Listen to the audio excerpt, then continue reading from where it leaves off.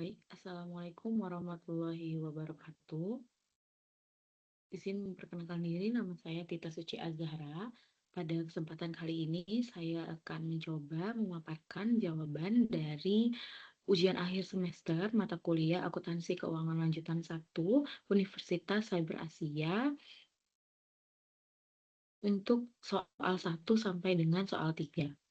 Yang pertama, untuk soal pertama, diminta untuk membuat konsolidasi entries dan juga three part konsolidasi worksheet.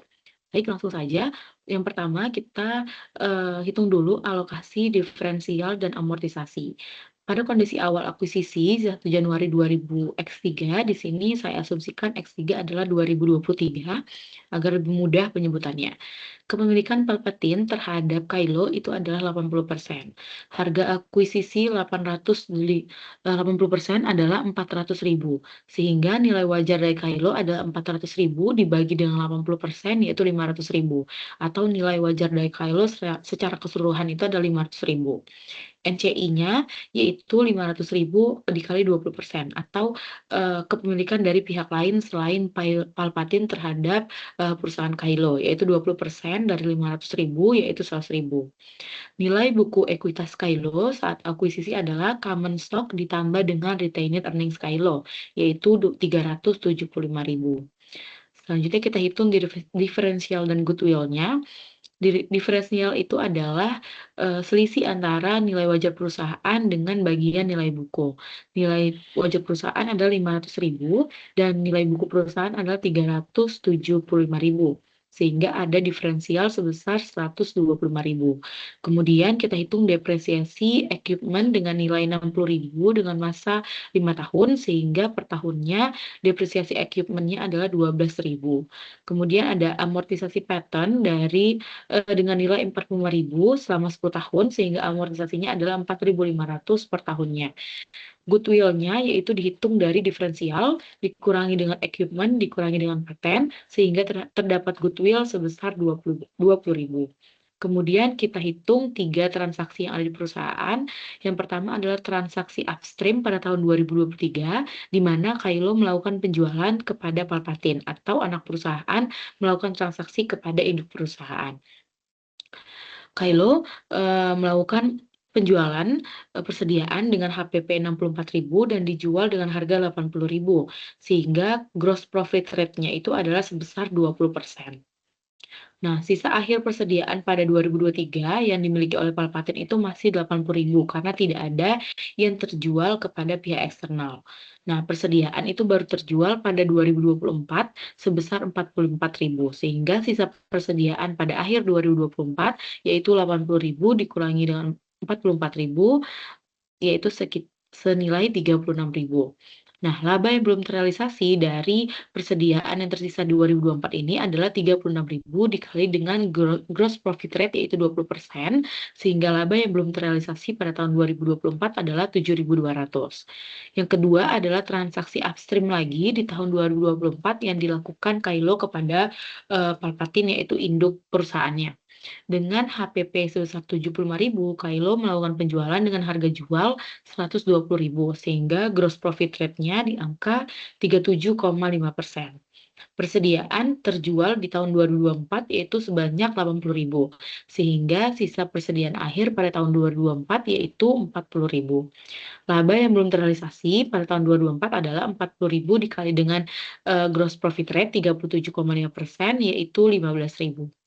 Transaksi yang ketiga adalah transaksi downstream pada tahun 2024, di mana Palpatine selaku induk perusahaan melakukan transaksi kepada Kylo yaitu anak perusahaannya. Dengan HPP 8.750 dan harga jual 17.500, maka diperoleh gross profit rate sebesar 50%. Pada 2023 tidak ada penjualan ke pihak eksternal, dan persediaan akhir pada tahun 2024 karena ada melakukan penjualan pada tahun 2024 yaitu sisanya 7.500, sehingga laba yang belum terrealisasi pada tahun 2024 yaitu 7.500 dikali 50% yaitu 3.750. Selanjutnya kita susun jurnalnya. Yang pertama entry S, di mana kita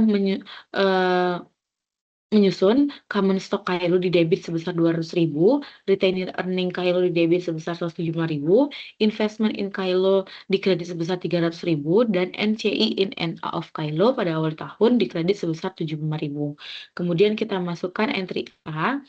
Entry A ini dihitung dari nilai sisa depresiasi equipment per 1 Januari 2024, yaitu 60.000 dikurang 12.000, 48.000, kemudian nilai sisa amortisasi paten per 1 Januari 2024, yaitu 45.000 dikurang 4.500, yaitu 40.500.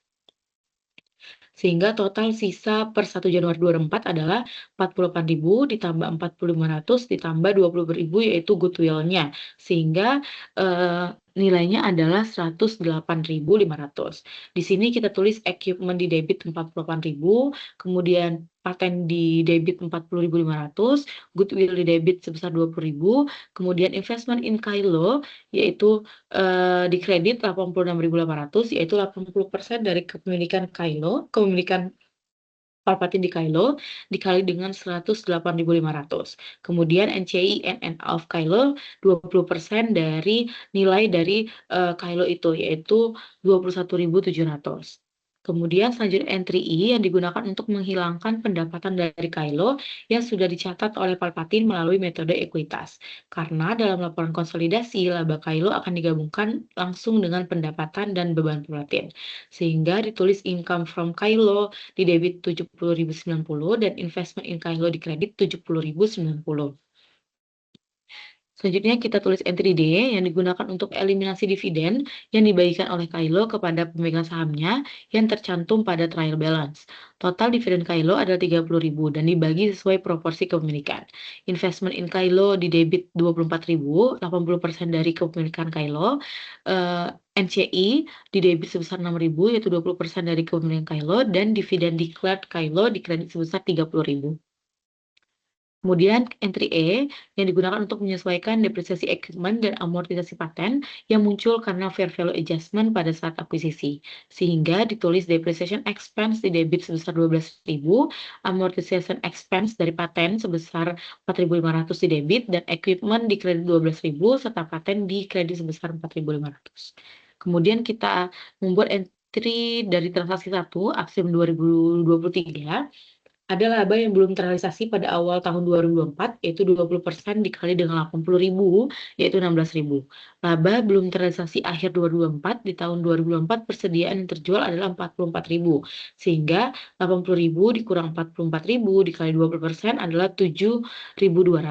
Sehingga entry I untuk transaksi 1 yaitu mengakui realisasi di laba awal tahun sebesar 16.000, investment in Kailo di debit 12.800, NCI di debit 3.200, dan CUGS di kredit 16.000. Kemudian entry yang kedua itu kita menangguhkan laba akhir tahun yang masih unrealized sebesar 7.200.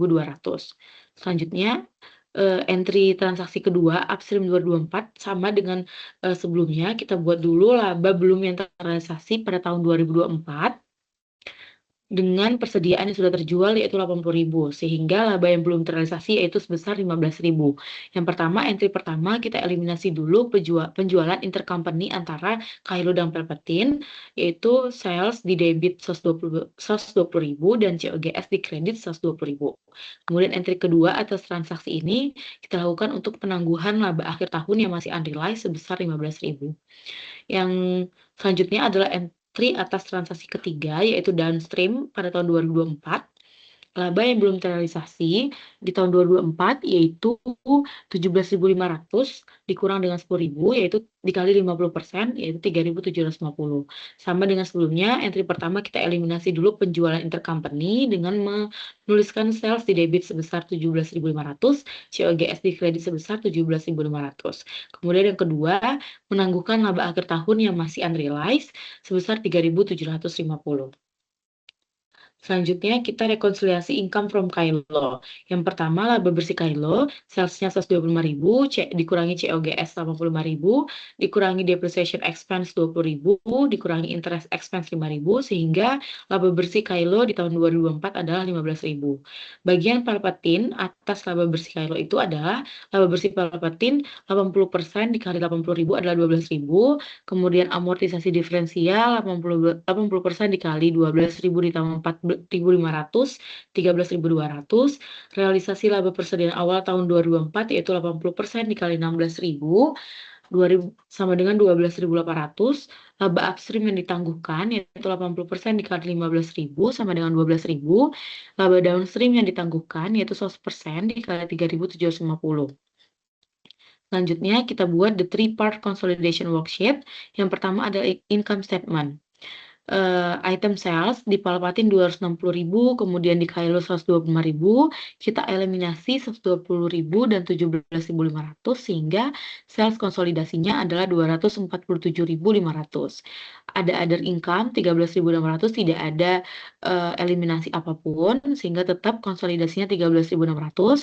Kemudian income from Kailo itu di Palpatin 70.090, kita eliminasi di debit 70.090 sehingga income from Kailo konsolidasi adalah Rp0. Kemudian total revenue-nya untuk Palpatin 343.690, Kailo 125.000 dan secara konsolidasi yaitu $261.100. Kemudian untuk COGS-nya di Palpatin 106.000, Kailo 85.000, eliminasi di debit 25.950, eliminasi di kredit 153.500 sehingga COGS konsolidasi adalah 63.450.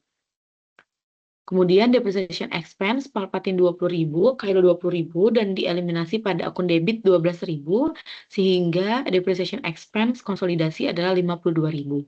Amortization expense dieliminasi sebesar 4.500.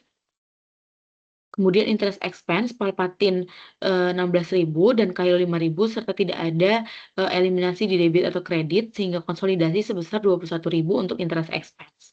Total expense yaitu 142.000 di Palpatin, 110.000 di Kailo dan konsolidasi sebesar 140.950. Consolidated net income-nya adalah 120.150 yaitu total revenue dikurangi dengan total expense. NCI net income of Kailo dieliminasi di debit 1.540 sehingga controlling interest net income-nya adalah 118.610. Kemudian pada statement of return earnings untuk return earnings 1 Januari 2024 Palpatin mencatat 127.900,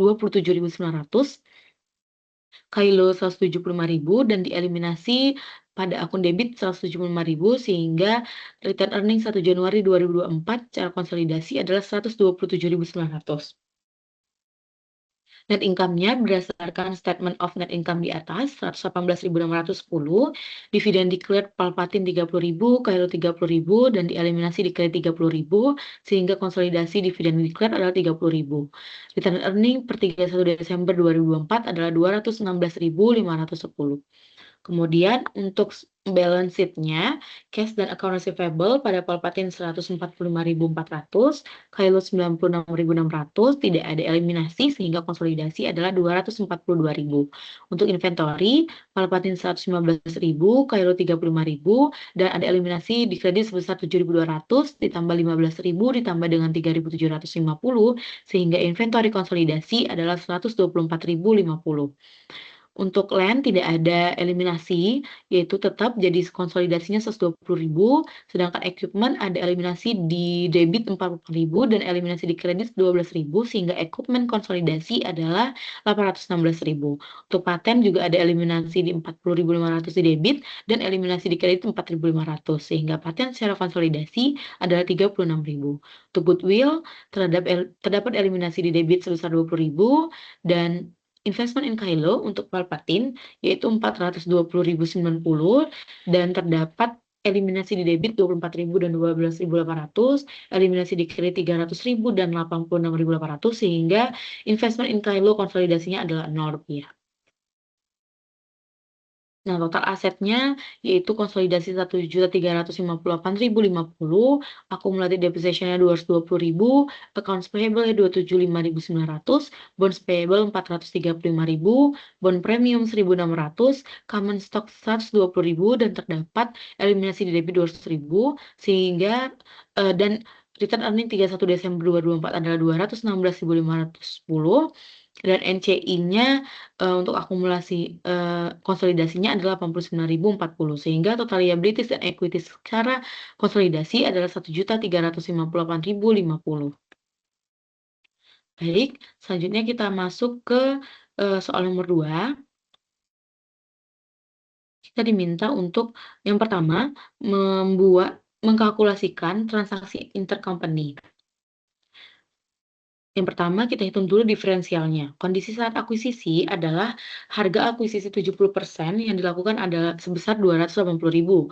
Nilai wajar perusahaan adalah 100%, secara 100% adalah 280.000 dibagi 70% sama dengan 400.000. Fair value untuk NCI-nya adalah 30% dikali dengan nilai wajar perusahaan, sehingga fair value-nya 120.000. Nilai buku ekuitas untuk Gen Rokok itu adalah common stock ditambah retained earning, sehingga total adalah 400.000. Tidak ada diferensial karena nilai buku ekuitas sama dengan nilai wajar perusahaan. Selanjutnya kita hitung transaksi yang terjadi antar perusahaan. Yang pertama, gain dari land transaction atau downstream, transaksi antara induk perusahaan ke anak perusahaan. Dengan HPP 50.000 dan harga jual 60.000, maka terdapat gain sebesar 10.000. Kemudian yang kedua, gain dari equipment transaction, yaitu transaksi upstream dari anak perusahaan kepada induk perusahaan. HPP pada 1 Januari 2025 adalah 150.000. Kemudian depresiasinya selama 15 tahun dengan residual value 0 adalah 10.000 per tahunnya. Nah, harga jual pada 30 Desember 2029 adalah 120.000. Akumulasi depresiasi pada 30 Desember 2029 adalah 10.000 dikali 5 tahun, yaitu 50.000. Sehingga sisa nilai bukunya adalah 100.000. Nah, gain yang didapatkan adalah 120.000 dikurangi 100.000, yaitu 20.000. Sisa umur equipment saat dijual adalah 10 tahun, sehingga Raja Dermawan melakukan depresiasi sebesar 120.000 dibagi dengan 10 tahun, yaitu 12.000. Yang seharusnya depresiasinya itu ya tetap 10.000 per tahunnya, sehingga terjadi excess depreciation sebesar 2.000. Sisa gain yang belum direalisasikan per 31 Desember 2030 adalah 20.000 dikurang 2.000, yaitu 18.000. Yang kedua, kita diminta untuk menyusun prepared equity method recorded by Raja Dermawan untuk tahun 2030. Laba bersih Gen Rokok pada tahun 2030 adalah 150.000 sales dikurangi COGS 80.000 dikurangi depreciation 15.000 dan dikurangi other expense 10.000, sehingga laba bersihnya adalah 45.000. Bagian laba dari Genrock adalah investment in stage stock di debit 31.500 dan income from stage di kredit 31.500 atau 70% dari 45.000. Kemudian realisasi gain equipment tahun berjalan dari transaksi upstream, investment in stage stock di debit 1.400 dan income from stage di kredit 1.400 atau 70% dari 2.000. Kemudian menangguhkan gain land milik sendiri yaitu downstream di income from stage debit 10.000 dan investment in stage stocks kredit 10.000. Kemudian dividen cash di debit 24.500 dan investment in state stock kredit 24.500 atau 70% dari 35.000. Kemudian kita disuruh membuat elimination entries. Yang pertama entry S, kita tulis common stock di debit 250.000, retained earning di debit 300.000, invest